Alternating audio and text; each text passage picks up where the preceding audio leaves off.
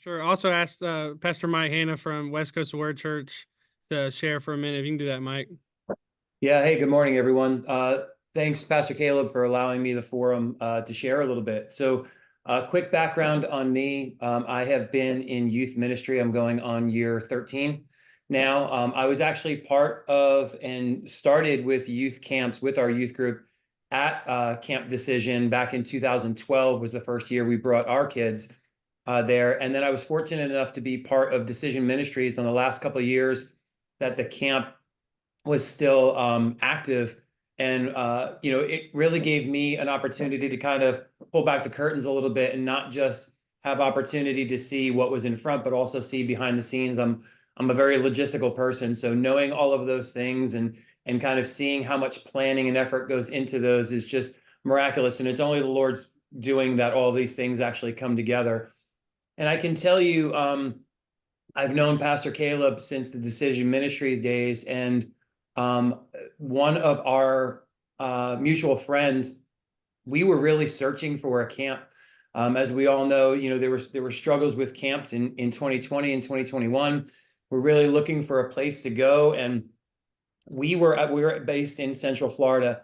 We were almost going to head to Illinois to go to a camp, because I think, as we all know, spirit-filled camps are few and far between in this country.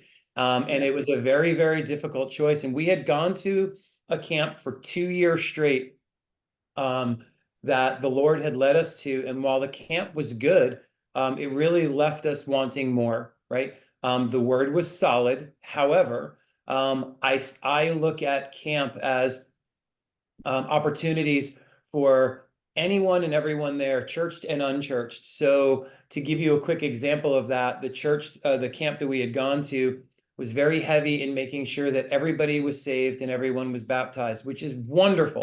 Absolutely want that out of camp.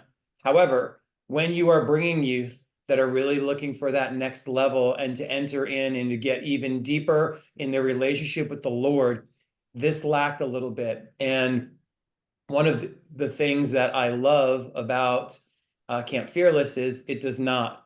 There are levels of messages that will hit everybody right where they're at, from the person that had just cracked their Bible open for the first time, for the person that's looking to go into ministry, right? So I think for that speaks volumes of what Pastor Caleb and his team are putting together. I can tell you, I've also known Pastor Billy Joe Watts since 2012, because he would minister at Camp Decision as well.